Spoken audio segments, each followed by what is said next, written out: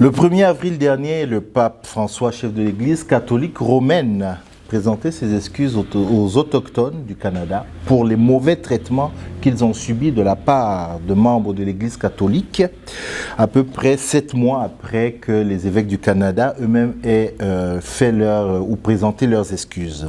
Que nous dit le pape? J'ouvre les guillemets, je cite: « J'éprouve de la douleur et de la honte face au rôle que plusieurs catholiques ont joué dans l'abus et le manque de respect envers l'identité, la culture et même les valeurs spirituelles des peuples autochtones du Canada. Tout cela est contraire à l'évangile de Jésus, a dit le pape François. » Pour Phil Fontaine, le leader autochtone ici au Canada, ce 1er avril fut une grande journée.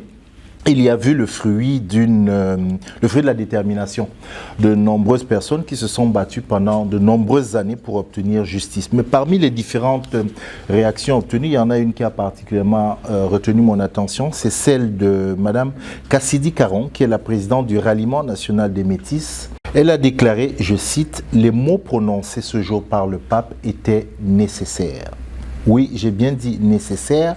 Nécessaire, j'entends nécessité. Nécessité qu'on pourrait définir comme ce dont on ne peut se passer, ce qui est inéluctable, ce qui est inévitable. Moi, je le dirais comme ça. Alors, la question qui sous-tend un peu cette nouvelle édition de notre rendez-vous au cœur de l'actualité est de savoir comment en est-on arrivé à ce que les excuses papales soient une nécessité pour les autochtones du Canada.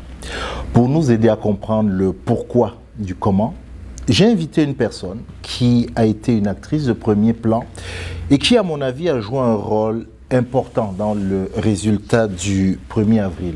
Tamara Termitus, bonjour. Ou dois-je même ajouter Tamara Termitus Koué? Koué, si vous voulez. Si je veux. Si je veux, voilà. C'est approprié. C'est approprié. Merci d'être là. Merci d'avoir accepté cette invitation. Tamara Termitus, vous êtes, d'abord, je dois le dire d'emblée, quand je dis merci d'avoir accepté, c'est parce que vous êtes rare dans les médias. Vous contribuez beaucoup, mais vous accordez peu d'entrevues. Donc, on doit se sentir vraiment privilégié. J'ai dit que vous étiez une actrice importante. Vous êtes membre du barreau du Québec depuis 1988. Vous êtes une avocate en droit civil et administratif. Vous êtes une négociatrice en droit de la personne et en droit autochtone. Il est important de signaler que vous êtes la première avocate émérite noire.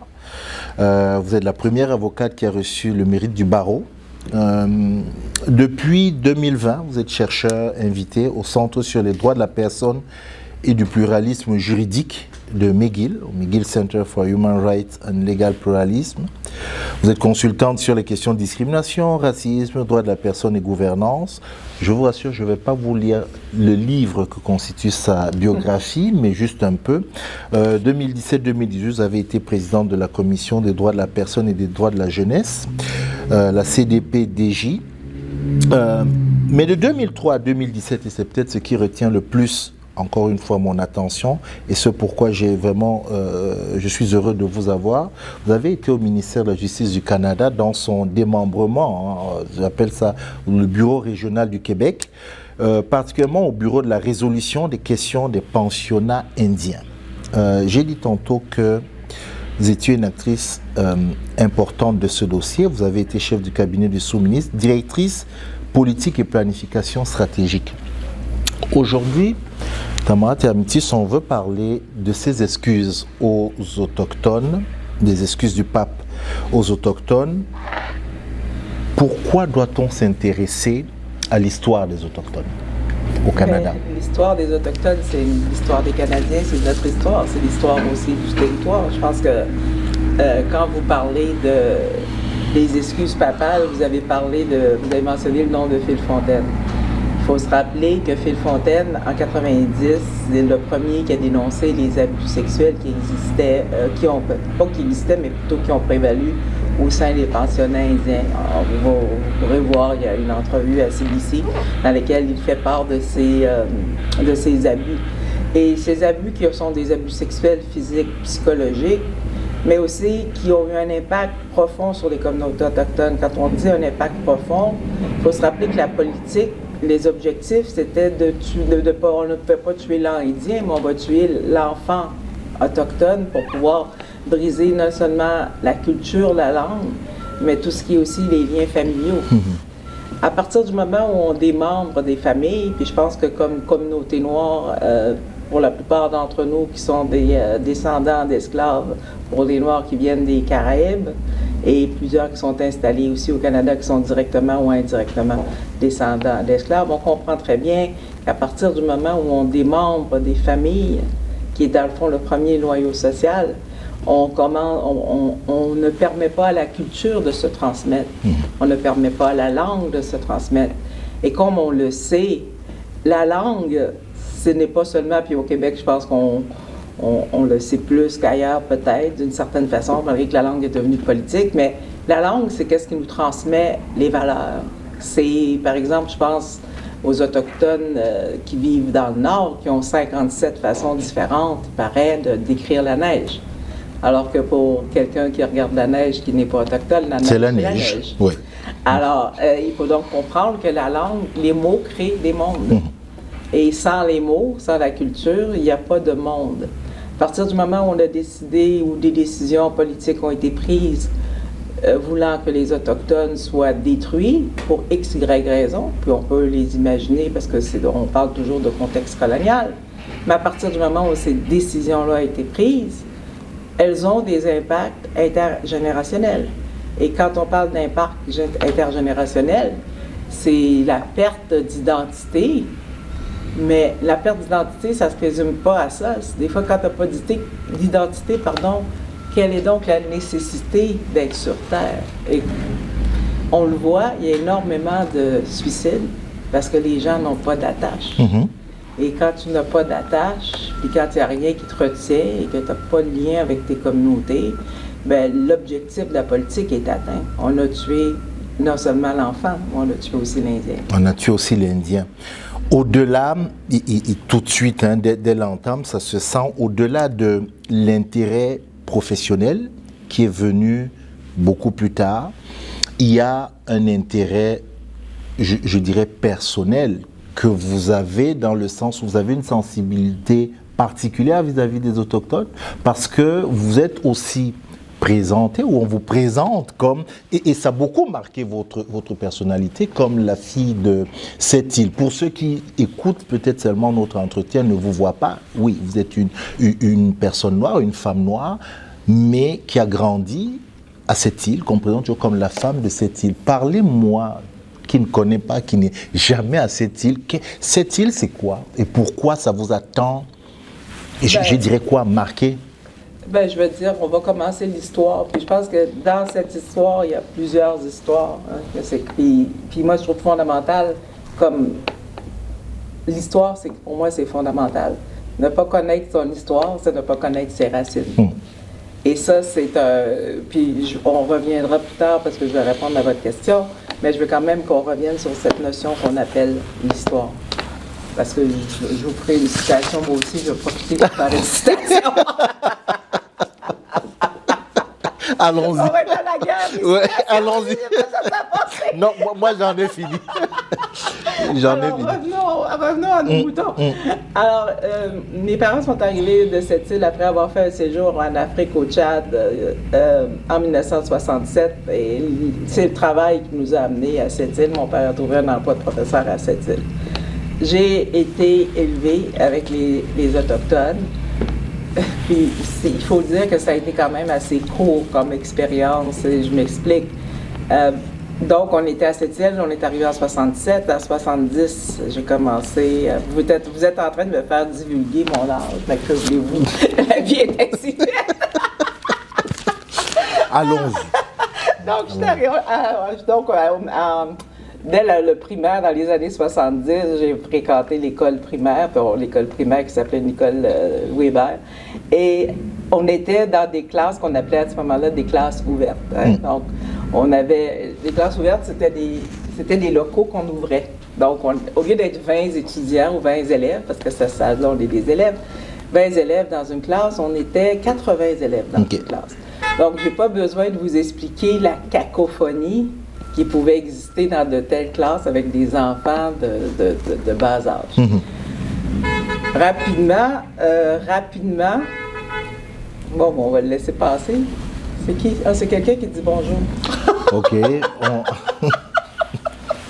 On va ranger. Il nous disait bonjour, parce qu'on est quand même vers l'extérieur. Donc, on parlait, les classes ouvertes. Oui, c'est ça. Alors, bon, pour en revenir à ça, donc, c'était des classes ouvertes. Donc, il y avait certains enfants. Nous étions les deux seuls enfants noirs, moi et ma soeur, à l'école primaire. Et les classes étaient ouvertes. Et il y avait aussi les enfants autochtones. Ma soeur et moi avons quand même relativement de facilité en classe. Les Autochtones avaient beaucoup plus de difficultés pour toutes les raisons qu'on est capable d'expliquer aujourd'hui, qu'on connaissait peu à l'époque. Il faut aussi savoir que cette île a eu son pensionnat indien aussi qui a fermé ses portes en 1970. Donc, on est en 70, 72. Les élèves autochtones ont de la difficulté à suivre. Au lieu de consacrer l'énergie à ces élèves qui ont de la difficulté, on les écarte. On dit, ne vous occupez pas d'eux. Okay. Ils dérangent le groupe, donc on les écarte. Ce qui a eu pour conséquence, c'est qu'on les a perdus de vue, dans le sens où, après le primaire, il n'y avait pas beaucoup d'Autochtones à l'école. Après le secondaire, il y en avait encore moins. Et plus ça allait, moi, je ne me souviens pas d'avoir vu d'enfants autochtones au cégep, quand j'étais au cégep dans les années 80. Donc, le fait qu'on a porté un regard différent sur eux, on les a exclus, ça a eu des conséquences importantes. À l'époque, je n'avais pas les mots pour exprimer, parce que ça m'a frappé, parce que je veux dire, j'étais quand même enfant, j'aurais pu pas me rappeler de ça, mais j'avais pas les mots. Et là, la vie m'a amené à avoir les mots. Fait que finalement, ces enfants-là étaient soit victimes de discrimination, de racisme ou de profilage systémique. On peut choisir le mot qu'on voudra. Puis aussi, quand j'étais encore au primaire, à un moment donné, il y a un enfant, un de mes amis qui m'a invité chez lui. Puis bon, chez lui, c'était une maison dans la réserve, parce qu'à cette île, il y a une réserve à l'intérieur de la ville, puis il y en a une à l'extérieur de la ville. Alors là, il m'a invité dans celle qui était près du quai. C'était plus près de la mer. Bon, donc, il m'a invité là. Et quand on arrivait à la maison, c'était frappant parce que la maison, les murs étaient couverts de graffitis rouges et noirs, du spray. Okay. C'était frappant parce que, bon, nous, on vivait en appartement. Lui, il avait une maison, la maison. Puis lui, il disait, j'ai pas d'appartenance à cette maison-là. Je veux dire, ça m'appartient pas, j'ai pas de sentiment. Puis moi, ça m'avait frappé. Puis en réfléchissant avec le temps, il m'a dit, moi, ma vie, c'était ma vie, c'est pas dans la maison, c'est sur le territoire, c'est pas... Puis, aujourd'hui, encore, les mots sont là pour dire, le fait d'avoir pris des nomades, qui étaient les Inuits, puis les avoir enfermés dans des réserves, ça a eu aussi des conséquences. Puis lui, je veux dire, le fait qu'ils détruisent les maisons, parce que, bon, dans une perspective plutôt... occidentale, on pourrait dire qu'ils négligent un bien, mais pour eux, c'est pas un bien, parce que le bien qui les concerne, c'est la vie sur le territoire. C'est pas la maison. La maison, c'est pas pour eux, c'est pas pertinent. C'est un peuple qui vivait avec les saisons, partait à la chasse, partait à la pêche, plantait leurs tentes.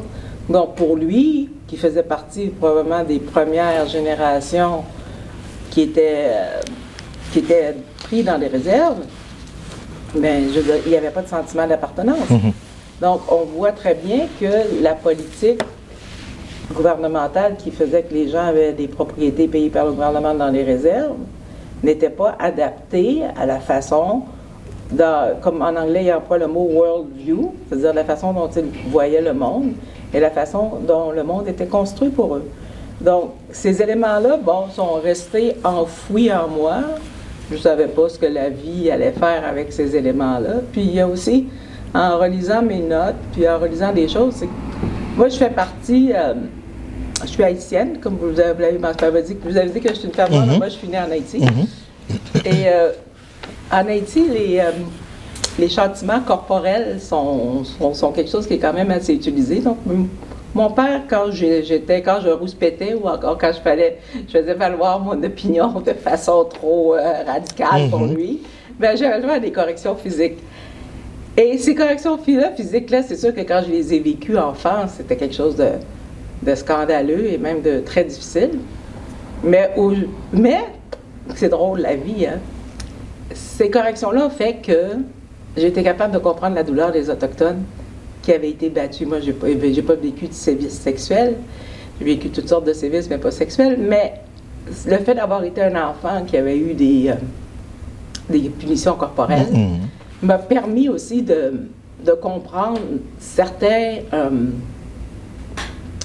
comment dirais-je, les blessures qui sont reliées, les blessures qui sont reliées à ces châtiments. Donc, c'est avec, puis je raconte ça dans un objectif, c'est de dire que dans le fond, on ne sait jamais comment la vie va alchimiser les choses. C'est-à-dire que nos blessures peuvent devenir des outils pour transformer le monde. Tout à fait. Parce qu'on est capable de comprendre comment, parce que vous m'avez posé la question pourquoi je suis empathique par rapport à cela. Ben, vous avez ouvert des portes, j'espère pas des j'espère pas des flottes, mais des portes relativement à ça, cette compréhension donc ma compréhension des Autochtones vient du fait que je suis une femme racisée, comme vous l'avez souligné, une femme noire. Vous avez aussi le fait que j'ai vécu à cette île et que j'ai été témoin dès le jeune âge comment ces enfants étaient traités. Le fait aussi que j'ai vécu, et qu'on s'entende bien, je veux dire, les gens ne peuvent pas donner ce qu'ils n'ont pas. Donc, quand mon père me punissait, je pense qu'il le faisait dans une optique qui était une optique d'éducation, critiquable aujourd'hui. Puis aussi c'est encore aussi les séquelles de l'esclavage. Je veux dire, le fait de les châtiments corporels sont aussi reliés aux séquelles de l'esclavage. Il ne faut pas le leurrer. Donc, je veux juste mettre ça clair, là, dans le sens où ça fait partie d'un corpus. Et donc, le fait que j'ai eu des châtiments corporels, le fait que j'étais une femme noire, le fait que j'ai vécu avec les Autochtones, le fait que je les ai perdus de vue aussi, et le fait aussi que j'ai pu entendre le témoignage de Steve, mon ami autochtone, bien, ça m'a permis, de façon inconsciente, ces choses-là m'ont marqué, puis après ça, je suis devenue juriste, les questions de discrimination puis de racisme m'ont toujours intéressée, mais tout ça m'a permis de mieux comprendre et d'arriver dans un état d'esprit où j'ai pu servir et contribuer. Et puis dans le fond, le message, si message il y a, c'est qu'on ne sait jamais ce qui va nous servir dans la vie. On ne sait pas. Les expériences qu'on vit, on ne sait pas comment la vie va nous amener à les alchimiser. Alors, maintenant, on comprend mieux cette, et j'aime le mot utilisé, cette empathie. On fait un saut, un grand saut dans votre parcours. Vous êtes avocate. L'histoire que nous on a appris, effectivement, on connaît les pensionnats, on a entendu parler des pensionnats, vous l'avez dit, la politique mise en place, c'était une politique de discrimination systémique, un génocide culturel, mais ça j'utilise des mots qu'on a seulement prononcés ces dernières années, mais dès le début on n'a pas dit que c'était un génocide, mais c'était ça là. À l'époque la définition n'existait pas. Elle n'existait pas. Parce qu'ils sont venus avec la Deuxième Guerre mondiale, la définition du mot génocide. Tout à fait. Alors, ces pensionnats-là, vous retrouvez à un moment donné au ministère de la Justice. Oui. C'est ça? Puis, maintenant, on commence à en parler de ces pensionnats. Il faut bien que... Mais si vous me permettez, comment on a commencé à en parler? C'est parce que, bon, comme tout à l'heure, on a parlé de Phil Fontaine en 91, qui a parlé, ou 90-91, qui a fait sa sortie dans laquelle il dévoilait ce qui lui était arrivé. Et après ça, il y a eu la Commission royale d'enquête. OK. Et la Commission royale d'enquête sur les peuples autochtones, la grande surprise que la Commission a eue, c'est que une des conversations qui revenait tout le temps, c'est la conversation sur les pensionnats autochtones. Et ils ne s'attendaient pas à cette conversation-là. Et c'est là qu'ils ont appris l'ampleur des pensionnats, et c'est ce qui a ouvert. Après ça, il y a eu un ensemble de recours collectifs où certains Autochtones ont fait valoir leurs droits par des recours collectifs. Puis ce qui a amené finalement on est obligé de se poser la question, le gouvernement est obligé de se poser la question, puisqu'il y avait, peut-être, je pense, autour de 100 000 Autochtones qui pouvaient poursuivre. Il n'était peut-être pas 100 000 à poursuivre, mais 100 000 avec la capacité de poursuivre. Qu'est-ce qu'on fait pour trouver une façon de régler ça, ou en tout cas d'établir les bases? Parce que de dire régler ça, je pense que c'est un peu simpliste. C'est d'établir les bases pour changer la relation. Comment peut-on guérir la relation passée? quelles sont les étapes qui devront être accomplies. Donc, on est dans un contexte de recours collectif. Donc, le chef des Premières Nations se présente au Bureau des pensionnats indiens, qui est un bureau indépendant du ministère de la Justice, qui a été séparé aussi des affaires autochtones. Ça, c'est technique, mais ça a été pour pouvoir vraiment tenir compte de cette problématique spécifique. Et là, bon, on est en 2003. Moi, le sous-ministre me demande de venir travailler avec lui en 2003. Je viens travailler avec lui en 2003. Donc, puis, je pense que vous l'avez souligné au début, le fait que je sois une femme noire dans ce contexte-là, parce que c'est pas vraiment du droit autochtone, c'est plus les séquelles du colonialisme et du racisme systémique, comme vous l'avez mentionné. Alors, c'est ainsi qu'on peut ouvrir la porte à des conversations et qu'on peut recommencer à regarder comment on peut regarder, dans le fond, un trauma historique, parce que c'est ça, un trauma historique avec des impacts intergénérationnels. Comment peut-on trouver une solution, ou du moins mettre des jalons de solution sur la table pour changer la relation? Et quand vous avez parlé des excuses du pape, ça fait partie de ces jalons, comme les excuses du premier ministre Harper à l'époque a fait partie des jalons. Donc, une question. On a dit des recours collectifs. Oui. Ces recours collectifs se font devant les tribunaux canadiens, civils. Oui, est-ce qu'il y a eu des, je vais appeler ça quoi, des jugements, des... Non, le dossier, excusez-moi, peut-être que je n'ai pas été clair, il y a eu des recours collectifs de déposer, puis après ça, on est arrivé à un mode solution, c'est-à-dire donc on parle de règlement. Quand on parle d'un mode solution, il n'y a pas donc eu de jugement sur ces recours collectifs, il y a plutôt une négociation qui a été menée par le juge Iacobucci avant qu'on avait fait des négociations préliminaires pour comprendre le problème tel que perçu par les Autochtones. Et après ça, il y a le juge Iacobucci qui a été nommé négociateur en chef pour le gouvernement fédéral pour pouvoir négocier une entente globale. Ce qui est important, je pense, de mentionner, c'est que, évidemment, le droit a ses limites. On est devant une question qui est une question de trauma historique. Donc, le droit ne peut pas tout, c'est-à-dire le droit appliqué de façon stricto sensu, c'est-à-dire de façon restrictive, ne peut pas tout régler. Et c'est pour ça qu'on parle aussi notamment de la Commission de vérité et réconciliation.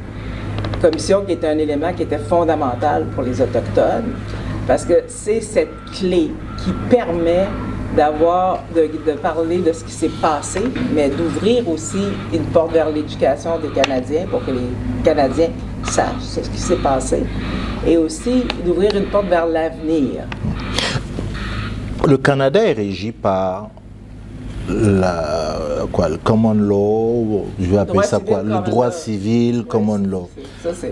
Bon, on est dans la technique, là on ne va pas rentrer là-dedans. Comment vous intégrez le droit, est-ce qu'à cette époque, voilà, je vais poser la question aussi naïvement, est-ce qu'à cette époque, le droit autochtone est déjà pris en compte? Comment vous l'intégrez? Quand on parle de droit autochtone, puis là, on ne parle pas de droit autochtone, parce qu'il faut faire une distinction. OK, c'est ça. Nous, on lit des affaires et puis... Non, mais c'est pas grave. On va regarder ça. C'est parce que le droit autochtone, c'est comme un droit qui est comme un peu considéré comme colonial. C'est dans le sens où c'est pas... Tandis que le droit tel que compris par les Autochtones ou tel que vécu par les Autochtones, en anglais, on parle plutôt d'indigenous law. Puis en français, on pourrait traduire ça en droit indigène, mais c'est particulier. Disons qu'ils ont leurs normes... leurs normes culturelles, leur philosophie, etc. Donc, qu'est-ce qui est fondamental pour les Autochtones? C'est le fait que les aînés puissent contribuer. Les aînés étant les sages des communautés. Comment, donc, à partir de ce moment-là, les aînés ont fait partie des discussions. Les aînés sont venus... faire des cérémonies. Les aînés sont venus donner leurs conseils. Donc, ils ont été consultés aussi pour savoir est-ce que cette approche-là était satisfaisante. Donc, en incluant les aînés, on incorpore de façon incidente tout ce qui est tradition autochtone, parce qu'eux vont dire, est-ce que c'est juste en fonction de ce qu'on considère juste? Donc, la présence des aînés, ça, c'est un ajout important que les Autochtones ont permis pour pouvoir faire évoluer le droit. Ensuite, le droit, comme vous le dites, il est constitué de droit civil, droit commun, mais il y a aussi tout un aspect qu'on appelle les théories critiques du droit. Donc, il y a aussi des théories critiques autochtones. Il y a aussi du droit, il y a un droit qui s'est développé. C'est tous des droits qui sont en développement depuis moins de 50 ans. Parce qu'il faut se rappeler qu'au Canada, les Autochtones ne pouvaient pas être avocats avant les années 60. Donc, il y a toutes sortes de limitations qui ont été imposées qui fait que le droit n'a pas pu évoluer en tenant compte de leur conditions. Alors, quand le sous-ministre vous demande de venir travailler avec lui, on est quoi, 2003-2004, c'est ça? 2003. Je lis quelque part qu'il y a un règlement qui est proposé. C'est ça? Oui, c'est ça. Il y a un règlement qui est proposé, qui est accepté par... Ça s'est passé en 2 étapes. Si on y vote chronologiquement, il y a comme une entente de principe qui est intervenue disant que, bon, on s'est assis, on a regardé ça, on a discuté, les autorités gouvernementales fédérales voient bien, puis il faut se rappeler aussi, puis je pense que c'est important de le dire, le gouvernement de l'époque était le gouvernement Martin, qui était un gouvernement minoritaire. Et le premier ministre Martin avait comme priorité les questions autochtones. Donc, il est important de rappeler ce point-là, qui fait qu'il y avait une ouverture aussi pour ce genre de règlement. Alors, le premier ministre Martin avait une ouverture par rapport... Il était conscient que la question autochtone était une question à régler, qu'on ne pouvait pas continuer à bâtir un Canada sans regarder cet aspect de notre histoire. Et donc, c'est dans ce contexte-là qu'il y a eu des pourparlers gouvernementaux avant de rentrer dans la phase de négociation du règlement dans le cadre des recours collectifs. Donc, ça s'est passé comme en 2 étapes. D'accord. Donc, 2004, il y a donc cet accord de règlement. C'est à l'intérieur de cet accord de règlement. Et là, on parle de quoi? Tout ce qui est réparation? Oui, c'est ça. Il y a à peu près 5 pôles. Il y en a un 6e qui s'est ajouté avec l'argent qu'il y a eu, parce qu'il y a eu des suppléments d'argent, mais il y avait une possibilité, dépendant s'il y avait des suppléments ou pas. Mais dans un premier temps, on a reconnu que le fait de vivre dans un pensionnat constituait un traumatisme en tant que tel. Donc, il y a un montant le terme qu'on a employé, c'est l'expérience commune, the common experience. Donc, il y avait un paiement pour le fait d'avoir fréquenté les pensionnats. Dans la mesure où, au moment où vous fréquentiez les pensionnats, vous avez subi un traumatisme plus important, par exemple des abus sexuels, il existait un tribunal, ou plutôt un mode alternatif de règlement beaucoup plus rapide pour qu'on puisse écouter votre récit, parce que c'est pas vraiment une histoire, votre récit, pour qu'on puisse vous dédommager selon des grilles. La jurisprudence a été analysée, des grilles ont été construites pour dire, ben, dans tel type de cas, les dédommagements donnés par les tribunaux sont de tel ordre. Ensuite, il y a eu les excuses qui ont été présentées par le premier ministre. Il y a aussi eu la possibilité d'avoir des éléments de commémoration de l'expérience des pensionnats indiens. Et finalement, il y a la Commission de vérité et réconciliation qui a terminé ses travaux en 2015, qui a eu les 93 ou 94 appels à l'action, call to action. Alors, puis l'élément qui s'est ajouté, comme les paiements d'expérience commune, il y a eu des sommes qui n'ont pas été réclamées, bien, le gouvernement a pu, c'est-à-dire les Autochtones ont pu mettre en place un fonds d'éducation qui a servi pour, je pense qu'il y a 30 000 Autochtones qui ont pu en bénéficier. Donc, ça a permis à des gens qui n'avaient aucune possibilité d'aller avoir de l'éducation supérieure, d'obtenir une telle éducation. Donc, ça a changé, en 15 ans, ça a changé la dynamique sociale dans certaines communautés. Il y a encore beaucoup de travail à faire, mais on voit que, comme je vous le disais tout à l'heure, des jalons ont été posés. J'ai une question qui me taraude d'esprit depuis que j'ai commencé à regarder ce dossier-là, entre guillemets. Vous reconnaissez qu'il y a eu un génocide envers mon peuple. Culturel. Alors, gardons culturel. Important. Pour le moment, d'accord. Il y a une discrimination systémique claire qui est là, elle ne se cache pas. Finalement, on se retrouve devant, alors on va parler plus on a dépassé les tribunaux. Pourquoi, je vais faire ça simple, il n'y a pas d'accusé, il n'y a pas d'accusé dans tout ce processus-là. Mais ça, c'est une autre question qui se pose, parce que là, on parle du système de justice criminelle. Puis effectivement... Donc ça, c'est pas des crimes? C'est pas des crimes? Attendez, c'est pas ce que j'ai dit. OK. J'ai pas dit ça. J'ai dit, on parle du système de justice criminelle. Et cette question-là que vous posez a été posée d'ailleurs devant le pape par les Inuits qui demandent le rapatriement d'un prêtre qui est présentement en France pour qu'il subisse un procès au Canada pour les abus sexuels qu'il a commis. Donc, effectivement, de façon parallèle, le système judiciaire criminel peut procéder. La question qui se pose, puis c'est la question de la preuve. Hein? Parce que c'est une preuve toujours, comme vous le savez, hors de tout doute. Et on est face à des gens qui ont été abusés sexuellement, quand on parle de crimes, entre autres, alors qu'ils étaient enfants. Et que ces gens-là ont 70 ans aujourd'hui. Donc, il y a quand même certains problèmes de preuve, à savoir si on peut poursuivre ou pas. Donc, c'est pour ça que dans l'idée la commission de vérité et réconciliation qui est différente de celle qui existe qui existait en Afrique du Sud. Mais s'il y avait le même genre de problème où des gens avaient subi des abus et qui n'avaient pas pu être entendus, puis il n'y avait pas eu de poursuite, puis nous, le problème qu'on avait, c'est le délai dans le temps. C'est pas comme si l'action gouvernementale ou encore la capacité de déposer des plaintes à 70 ans n'est pas la même que la capacité de déposer une plainte à 18 ans tout de suite après. Et comme vous comprenez que la moyenne des pensionnaires en 2003 avait plus que 60 ans. Et c'est pour ça qu'il y avait une urgence à régler les dossiers avant qu'ils meurent. Parce qu'il fallait, puis si on restait dans le système de justice civile, puis je vais revenir à votre question criminelle, les gens n'auraient pas pu être dédommagés parce que ça aurait pris 50 ans pour que les tribunaux puissent juger, pouvaient s'entendre. Donc, c'est pour ça qu'on a fait un processus, que le gouvernement a décidé de faire un processus de Eliar.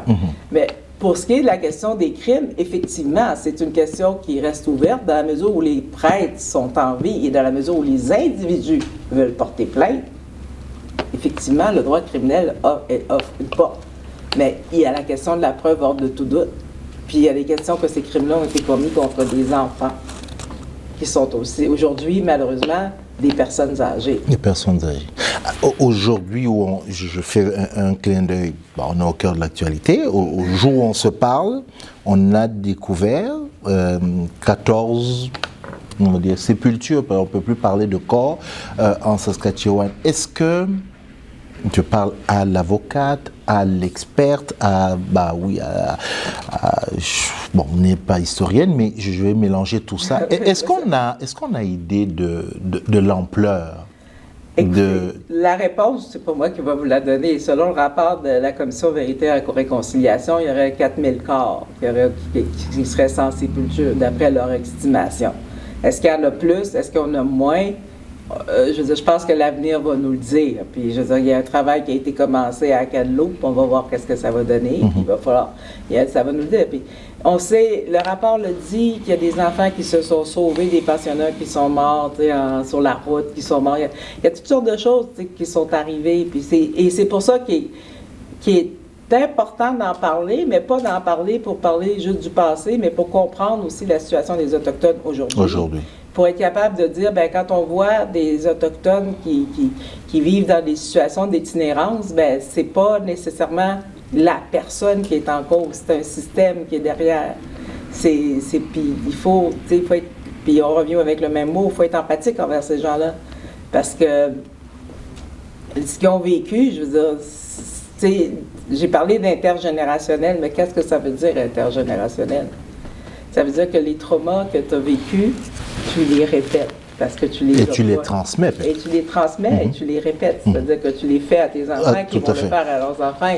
Tant que le cycle de la violence n'est pas brisé et tant qu'il n'y a pas eu le healing. Parce que tout à l'heure, j'ai oublié de vous dire, il y avait aussi de l'argent qui avait été donné pour une fondation en matière de guérison. Puis pour les Autochtones, puis je pense que vous l'avez vu quand vous avez vu Phil Fontaine parler, puis vous l'avez cité, la question de la mémoire est importante, mais la question de la guérison l'est tout autant. Puis la guérison n'est pas seulement individuelle, elle est collective puis intergénérationnelle. Parce que on a parlé tout à l'heure que l'enfant, il y a des taux très élevés de suicide chez les enfants autochtones aussi, et c'est relié aussi à l'ensemble des traumatismes subis. Donc, il faut regarder cette question-là. Ça va prendre beaucoup de temps, beaucoup d'empathie.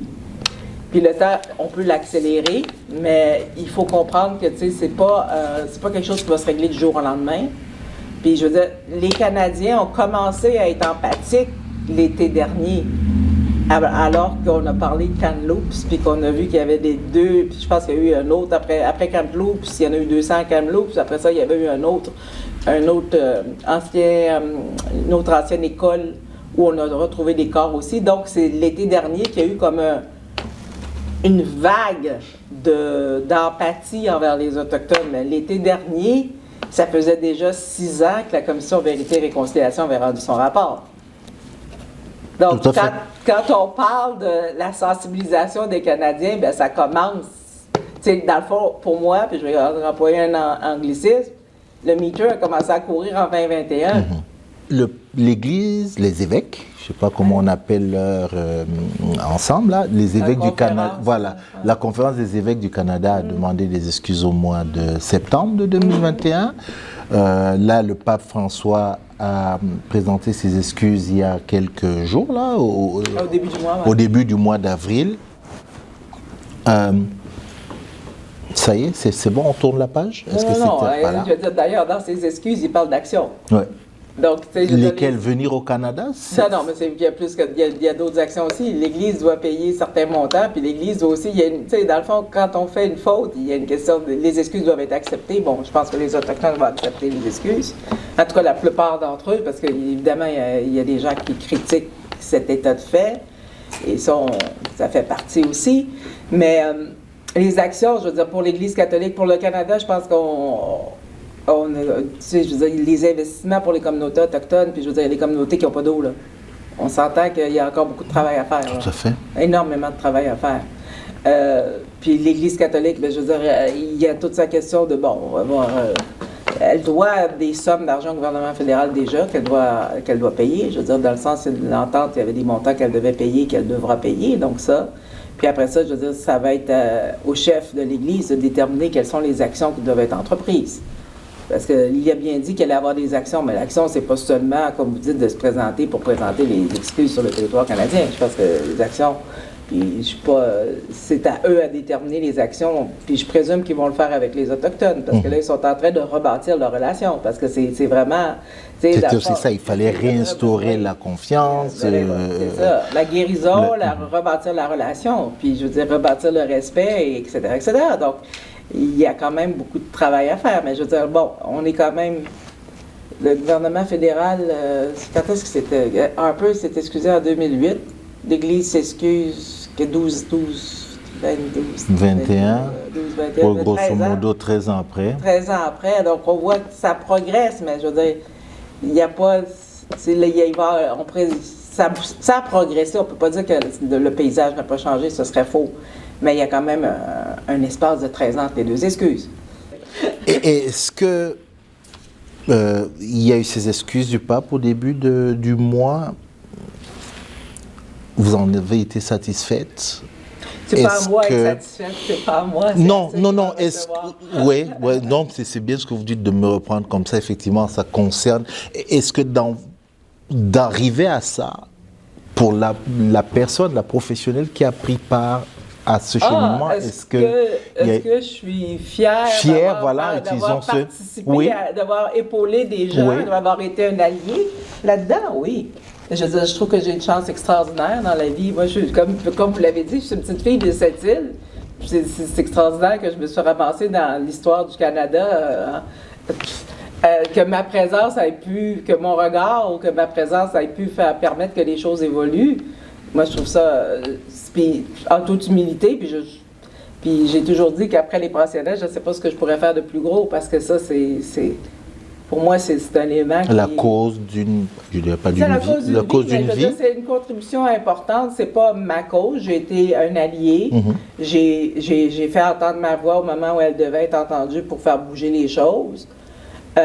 Puis c'est ça. Puis je pense que, tu sais, la vie, c'est ça. Puis je veux dire, puis j'ai pu alchimiser mes douleurs à travers ça. Puis je pense que la vie, c'est ça. Je veux dire, c'est les opportunités qu'on a. de faire avancer les choses. Parce que si on vient pour accumuler des biens, je pense que le voyage ne vaut pas vraiment la peine. Ben, faut se rappeler... Il y en a qui sont... Non, mais je veux dire, il faut se rappeler qu'on arrive avec rien puis qu'on part avec rien. Tout à fait. Donc, ça, c'est comme ça, on sait que c'est clair. Mais quand les deux, je veux dire, moi, personnellement, je pense que, tu sais, c'est comment ma présence a pu contribuer à mettre une pierre pour changer la vie d'autrui. Puis je veux dire, moi, ma pierre, je l'ai mise. Hein? Je veux dire, j'ai changé la vie de 3 millions. Puis il faut se rappeler, puis vous me rappeliez en pré-entrevue que les États-Unis aussi vont faire le même processus. Effectivement. Bien, je pense que c'est important. Puis moi, je veux dire, fondamentalement, puis je veux dire, je pense que si fondamentalement on pensait comme ça, la plupart d'entre nous, bien, ça irait un peu mieux. Hein? Là, le pape, il s'est excusé au nom de l'Église catholique. Il est invité au Canada. On pense que ça pourrait se faire cet été, cet automne. Ça va se faire cet été, d'après ce que j'ai entendu des nouvelles. Voilà, c'est aussi une autre étape importante dans le processus de guérison, le processus oui, de... Oui, les Autochtones le demandent. Les Autochtones aînés le demandent. Et c'est ça qu'il faut respecter, parce qu'il y a des gens qui considèrent que, bon, on ne devrait pas avoir d'excuses du pape, etc., etc. Bon, c'est une opinion, mais ceux qui l'ont vécu le demandent. Il y a une partie de la population autochtone qui demande à ce que le pape vienne, qui demande à ce que le pape s'excuse et qui demande à ce qu'il reconnaisse les torts qui ont été faits par les membres de son équipe, si on peut l'appeler comme ça. Qu'ils viennent sur les terres. Lieux, sur les lieux, oui. Il y a une autre satisfaction quand même, c'est rapidement, parce que c'est lié un peu à votre formation, on voit quand même de plus en plus de gens qui étudient le droit autochtone. Oui. D'abord, des autochtones eux-mêmes, mais aussi d'autres personnes qui l'étudient. Je pense que c'est peut-être une bonne chose pour faire avancer un peu plus... oui, je pense que pour faire avancer les systèmes, c'est utiliser aussi les théories critiques. Tu ne peux pas faire avancer un système si tu n'utilises pas les théories critiques. Ça, je sais qu'elles sont critiquées, mais de toute façon, elles sont critiquées par ceux qui veulent maintenir le pouvoir. Mais pour faire avancer un système, il faut que tu sois capable de le critiquer. Si tu ne peux pas le faire critiquer, tu ne le feras pas avancer. Les choses restent stagnantes lorsqu'elles ne bougent pas. On arrive à la fin de notre entretien, mais je ne peux pas vous laisser partir sans vous parler d'actualité. C'est pas ce qu'on a fait. C'est le sujet d'actualité encore plus actuelle. On va dire ça comme ça. D'actualité encore plus actuelle. Non, mais c'est vrai, je l'ai dit aujourd'hui, vous continuez à contribuer, que ce soit par vos différents écrits dans les médias, par les multiples conférences que vous faites. Mais il y a 2 affaires plus ou moins liées qui ont défrayé la chronique ces jours-ci, et où finalement on finit par évoquer une discrimination, et écoutez bien mes termes, une discrimination subie par des femmes et des hommes noirs. C'est de 2 façons. Il y a l'Université de Laval qui a récemment fait une offre d'emploi où l'offre d'emploi est exclusivement réservée à des personnes racisées et autochtones. Des femmes aussi. Des femmes. Et puis, pas plus tard qu'il y a moins de 48 heures, on apprenait qu'un concours, un programme d'admission à la police, pour diversifier la police, qu'on appelle le programme d'attestation collégiale, qui est supervisé par le ministère de la Sécurité publique pour accroître la diversité, voilà, dans les corps policiers. Les règles avaient changé en cours de processus pour être réservées exclusivement aux autochtones et groupes racisés. Je rappelle quand même que c'est le comité consultatif sur la réalité policière qui a émis un rapport, et d'après ce que j'ai lu, le ministère, après avoir pris connaissance de ce rapport, a changé les règles. Donc ça fait un tollé, dans le sens où la discrimination pour certains est complètement inversée. Qu'est-ce que vous en pensez? Ben ces questions-là, ça remonte aux États-Unis quand on a parlé de reverse discrimination. Est-ce que j'en pense?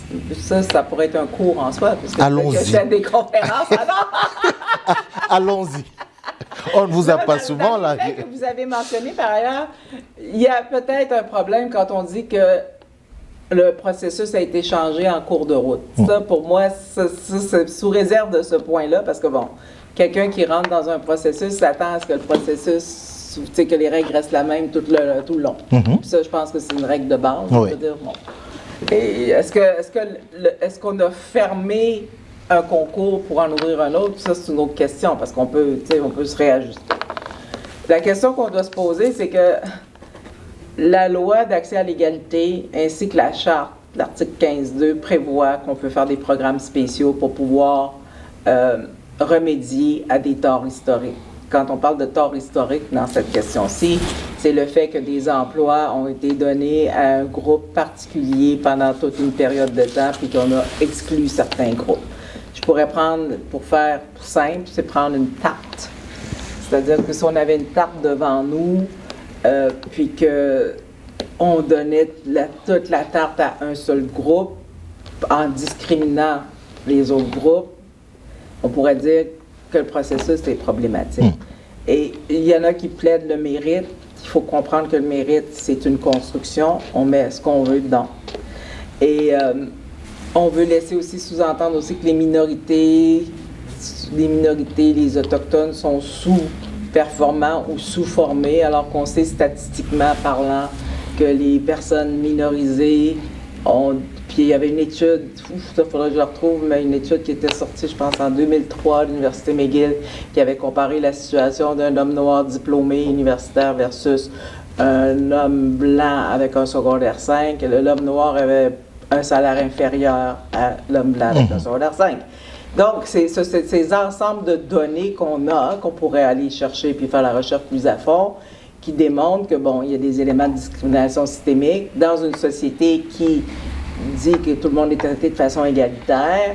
Il est possible et il est même obligatoire dans certains cas de faire certains programmes pour faire des réajustements pour que tout le monde ait accès.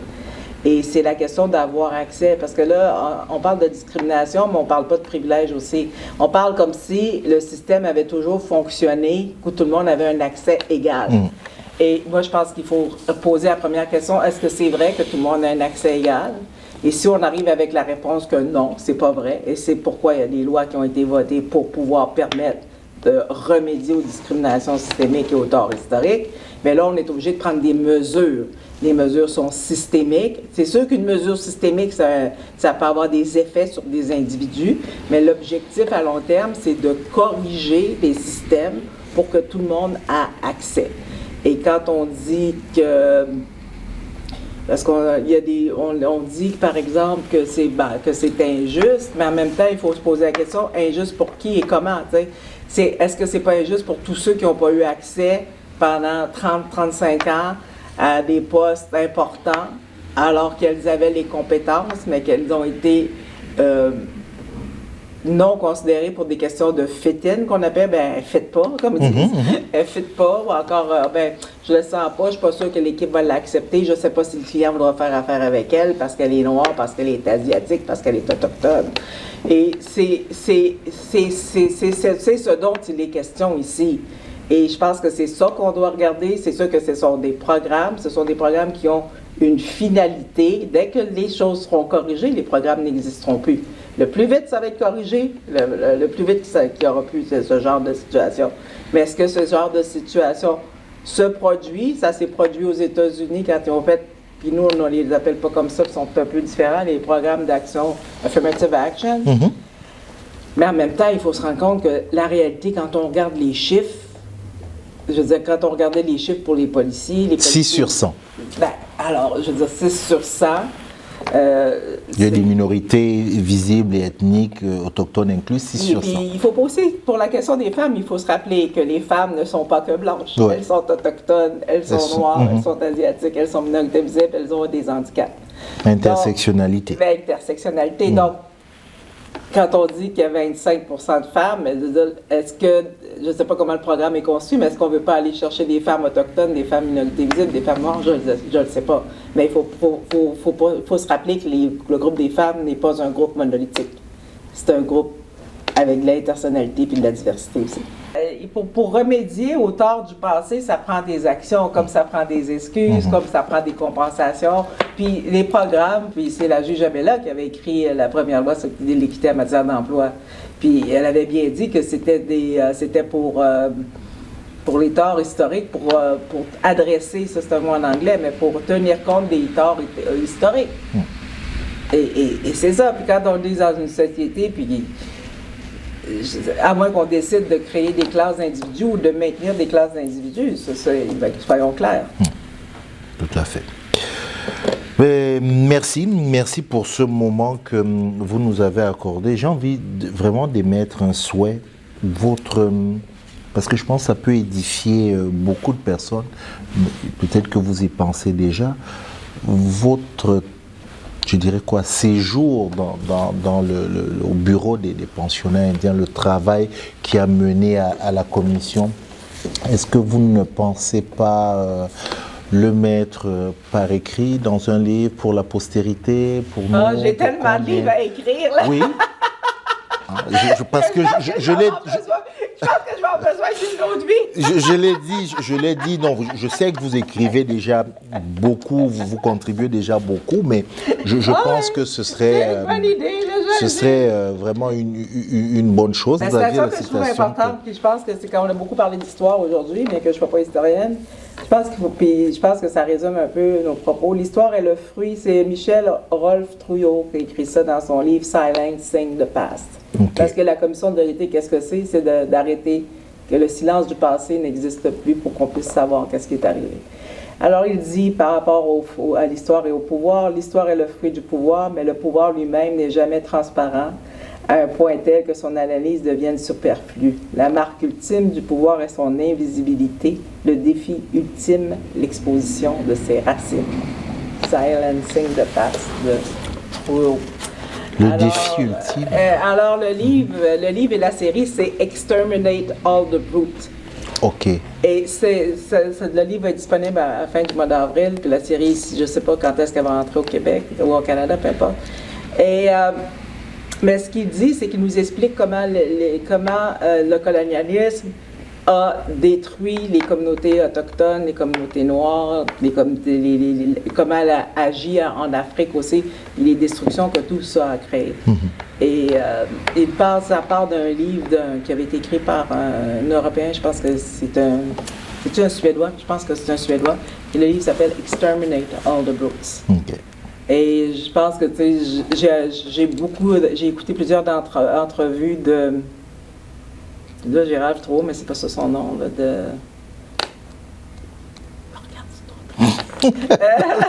on va regarder.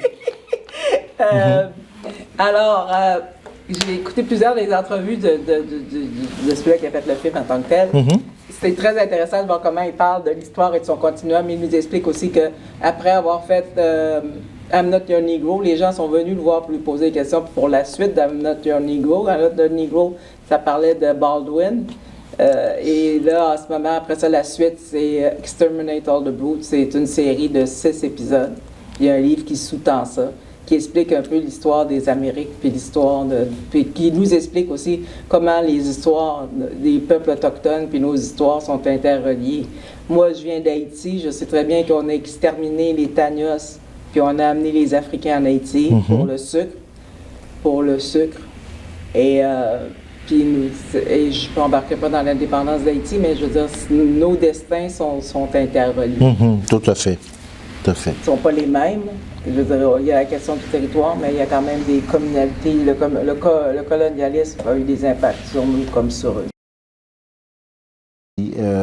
Comme on dit aujourd'hui, aller dans la sphère publique, dans les médias, dans les conférences. Bref, suivez Tamara Termitus. Elle écrit beaucoup. Elle conférence, je mets des guillemets, bref, elle en fait des conférences, notamment je prends ne serait-ce que le cas de McGill, puis passionnée d'art aussi, que j'ai découvert dernièrement. Basquiat, on aurait pu en parler, mais ce sera pour une autre fois. Merci beaucoup, on vous donne rendez-vous la prochaine fois.